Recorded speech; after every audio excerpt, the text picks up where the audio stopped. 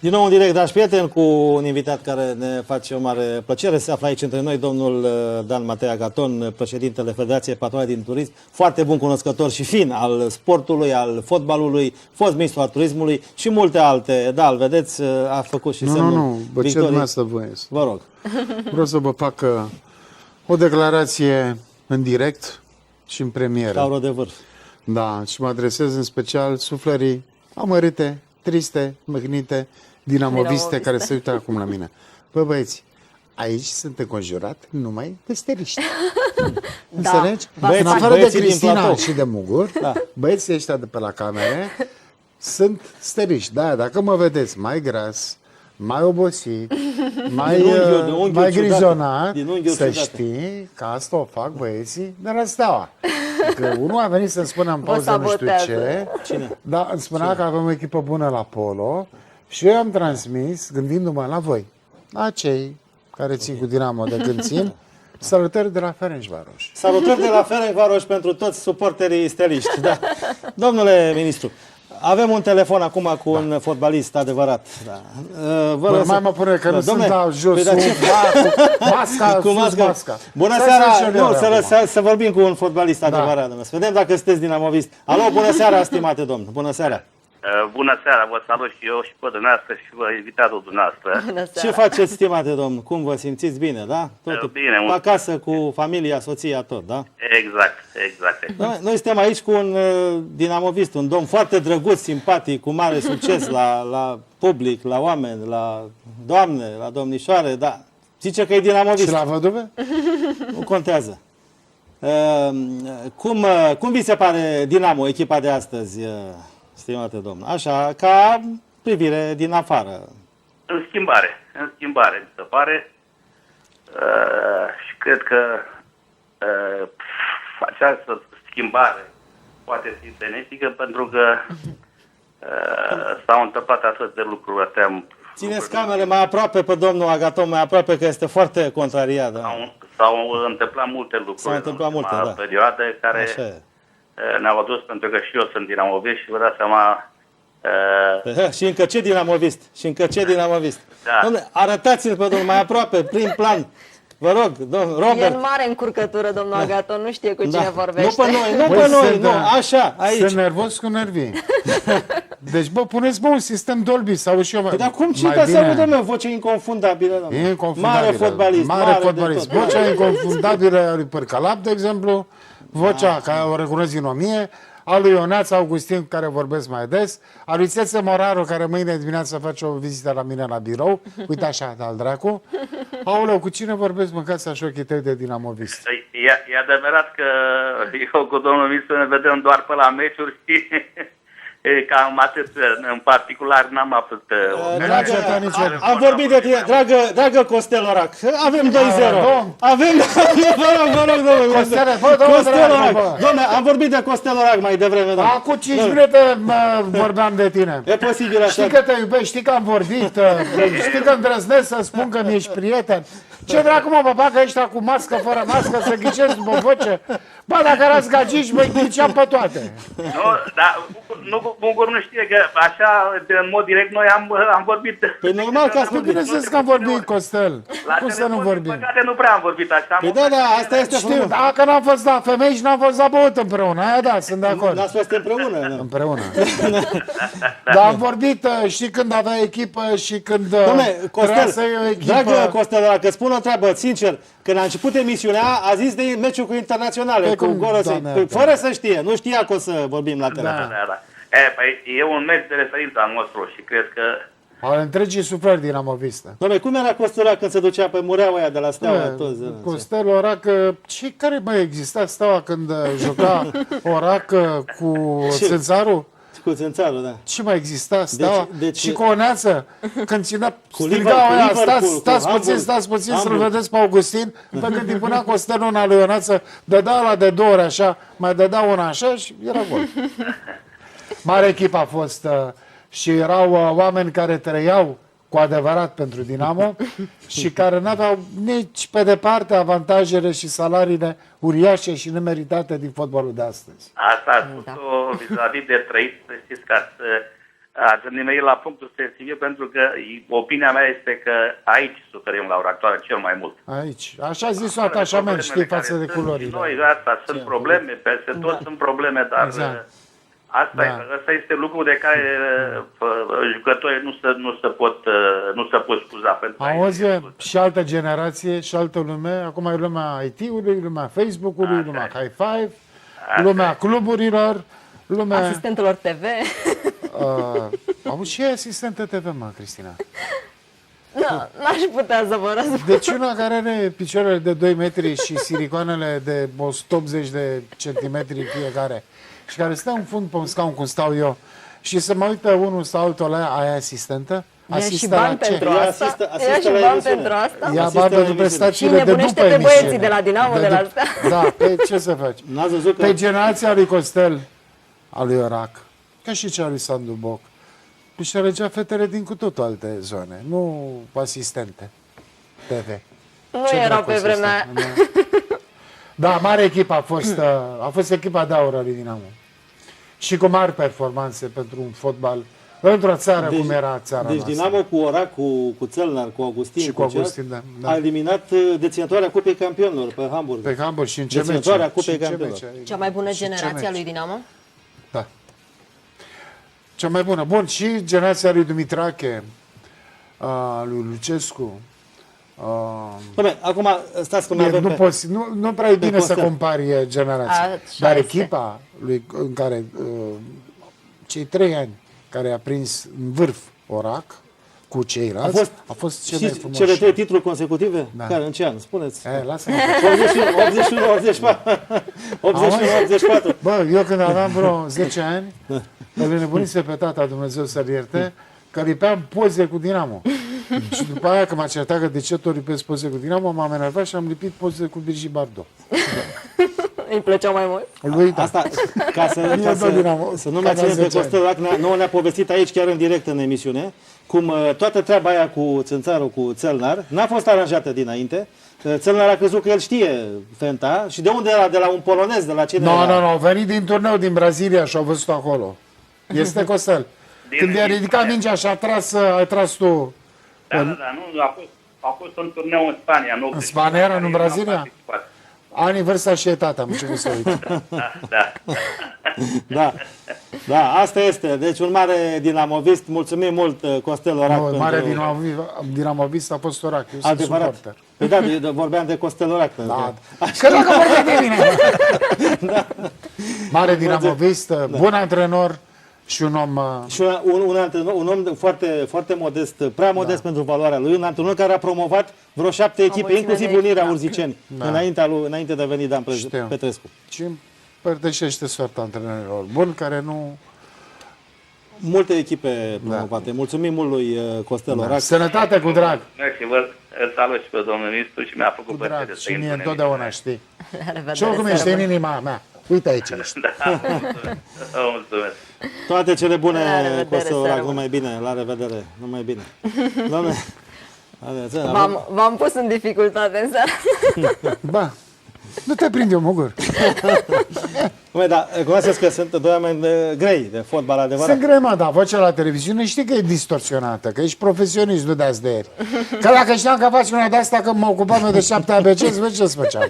Și ție, că tu erai lângă el. Păi, dar nu vedeți ce râde aici acum. Da, da, bineînțeles, păi ține cu tine și nu se ține cu mine. Da. Mă încep să te bănuiesc că ești steristă. Da. Nu trebuie, noi suntem Și eu am vagi bănuieli. echidistanți. Da, știu. Suntem echidistanți. Distanța preț eu cunosc bine din interior. Nu va... Și predau comunicarea la universitate, deci știu bine. Da. Da, un telefon din Buzău de data aceasta. Dacă mai îmi dai iar nu. Să vedem, nu se știe. Bă, Danil Păneru, nu Weiler. Ne mai gândim. Știu mai bine. Haideți să ascultăm. Alo, bună seara. Alo, bună seara! Bună seara. Ia Aș spuneți. vrea să vă spun de Steaua. Pe scurt, Steaua așa. ia campionat anul ăsta, Dinamo, E luat, nu că-l mai ia, e luat. dacă vine Borcea să mai rezolvă, dacă nu, Ești sterist, bă, nu? Ești sterist? nu, Craiovean. Ești craiovean? Da, bă. Da. Acolo arde inima fotbalului. O Din iubire Craiovița am ești? Ești din Craiovița? Nu, din Buzău. din Buzău. Păi nu, și cum craiovean din Buzău? E oltean, Oltean, Oltean. mutat la Buzău. oltean la muzeu, da. Da. Da, Craiova Maxim a fost una din cele mai frumoase, mai rebele și mai furate echipe de fotbal în România. Și ultima Craiova, ultima echipă Craiova care și aia a fost furată când era Aurică Țicleanu antrenor acolo și furau la greu. Nu mai merge asta de vină. Da, sunt niște discuții aici de purtat. Oltenii Da. supărați rău pe Mircea Sandu, înțelegem și de ce. Da, bine. Domnul Mititelu nu-l chemați pe el în emisie. Aș vrea să Am vorbit la telefon La și Magula- ne-a promis că o să și vină. Am vorbit la telefon un sfert de oră. Da. Bine. A promis că o să și vină și Trebuie să ne îl înregistrezi și îl așteptăm. băgai acum. Am auzit că Craiova joacă la anul, nu? S-ar putea să Sunt joace. șanse. Nu, auzi, câți ani ai? 34 de ani. Ești tânăr, enervant de tânăr. Când o să ajungi la vârsta mea, o să vezi că vine o vârstă că nu mai crezi tot ce scrie în ziare. Sunt șanse. Dar asta nu înseamnă că e rezolvată problema.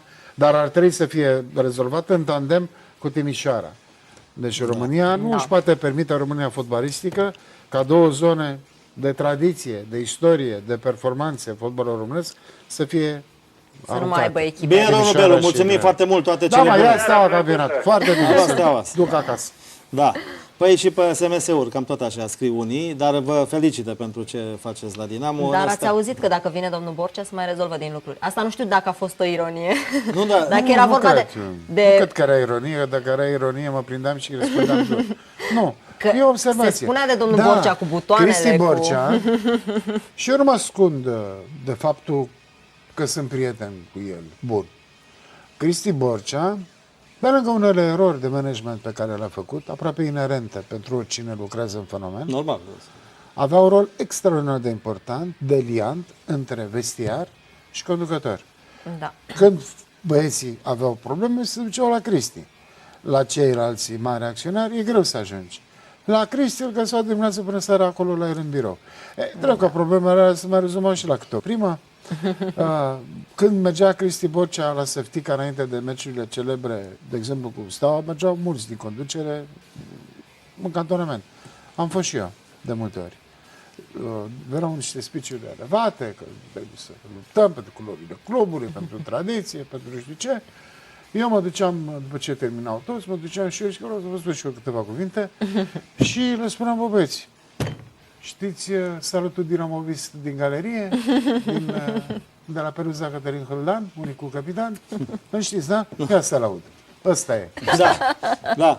Așa, telefon din Slobozia, din câte am înțeles, foarte scurt. Alo, bună seara. Alo. Bună seara. Bună seara. Domnul Costel. Da, bună seara. Bună Bună seara. seara, vă Bună ascultăm. seara. Din nou Costel, am vorbit și cu Costel Orac. Acum tot domnul... Bună seara, domnule Agaton. Ia Onoare muncii. Am înțeles că sunteți dinamovist. Rău. Știe toată lumea. Și eu la fel. Bă, înseamnă că mai rămas măcar doi dinamoviști în țara asta. Da. Domnule Agaton, am ascultat toată emisiunea și am văzut că spuneți de arbitrii români. Sunt de acord cu dumneavoastră. Ați văzut meciul de la Galați cu Dinamo? Cum dracu să nu văd? Dar meciul de la Urziceni, când Dinamo a pierdut campionatul, se aduce aminte de el? Cine l-a arbitrat? Un arbitru străin.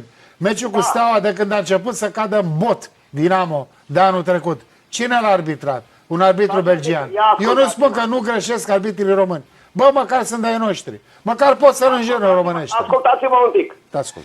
L-a eliminat pe Marius Nicolae. Da. Degeaba. Absolut degeaba, pentru că toți cei care au un prost și le-a dat un brânci, așa, aia a fost tot. Exact. Da. Exact. Și după aceea de recompensă a dat 11 metri pentru Dinamo și l-a ratat Munteanu. Ce să faci? Alea Cap nu de sunt smeu curate, arată. nu Da, sunt- e perfectă dreptate. Dar eu spuneam altceva. Da. Că în meciurile cu miză, în general, arbitrii străini se aduc în meciurile foarte importante. Ori finale de cupe, ori meciuri între primele clasate, în meciurile extrem de importante, în derbiuri, da? Aproape matematic, arbitrii străini au greșit. Și atunci a zis, bă, măcar să fie un român, mă. Da, exact, aveți dreptate. Da. Sunt român și sunt de acord cu dumneavoastră. Arbitrii cum erau domnul Rainea, domnul Crăciunescu, domnul Igna, domnul toți ăștia. Unde Nu s-au uita dus? pe Porumboiu. Nu mai te avem rog. arbitri? Nu-l uita pe Porumboiu, că și Porumboiu era mare arbitru. Se pare Exact, că și nu domnul Porumboiu, ar fi da. străini de prima valoare. Suntem în a doua. Ce ne dau străinii arbitrii? Probabil că asta este. Păi dar poți să aduci Da, arbitrii de aia de un 50.000 arbitru meciuri? bulgar care a arbitrat nici de divizia județ. Da, ai Așa este. dreptate. Deci, până la urmă, îmi dai dreptate, înțeleg, da? Sigur că da, sigur că da. Domnule, vă iubește lumea. Mulțumim, domnul Costel. Nu Mulțumim. uita, Costele, hai Dinamo. Să nu uita altceva mai frumos, da? Cum e aia, mă?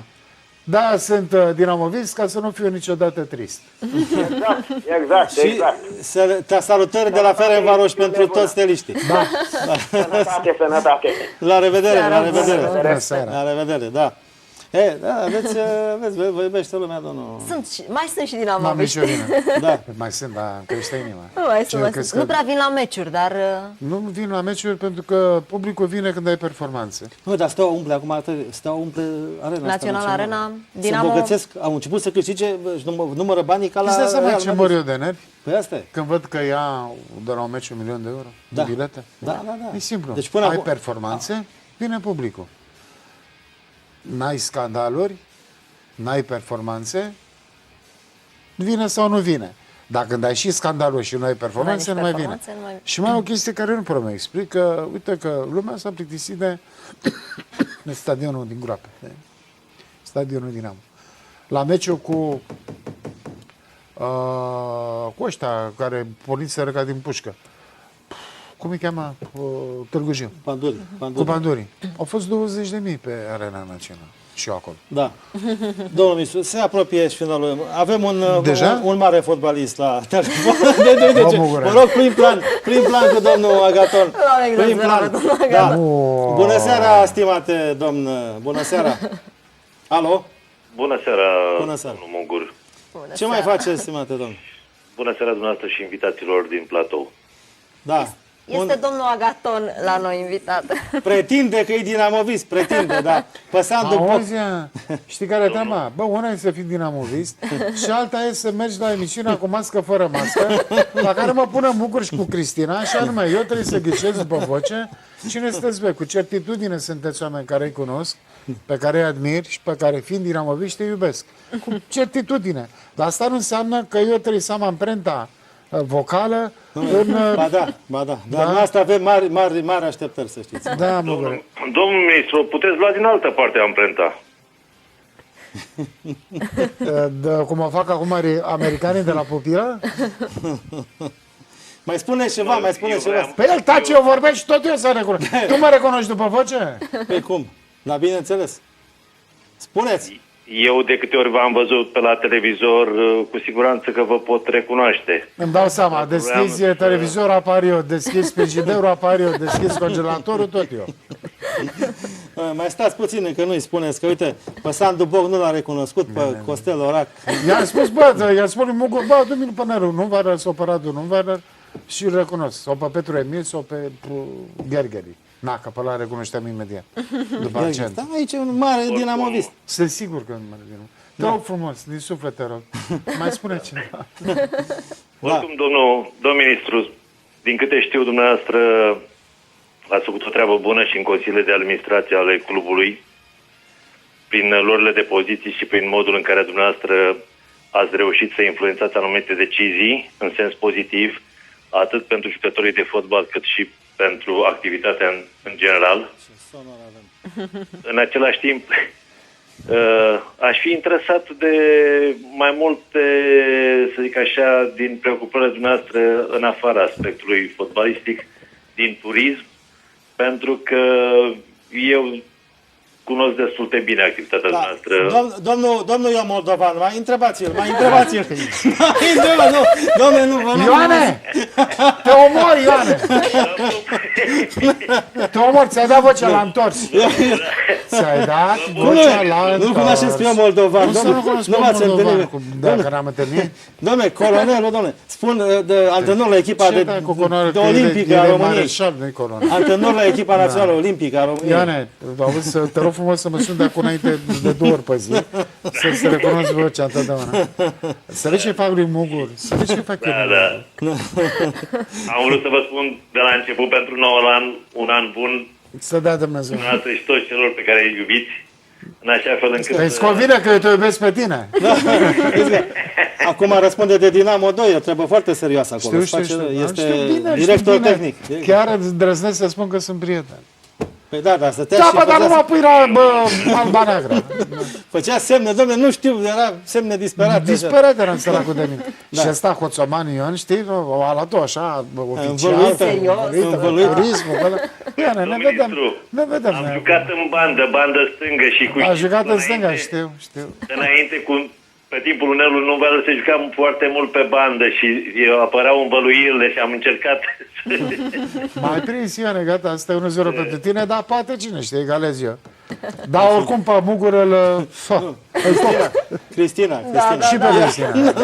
Cred că devine Cristina, pentru că eu știu că Mugur este... Da, serios și sobru, da. Cravată, om. Mă, când doarme așa e, serios și sobru. Da.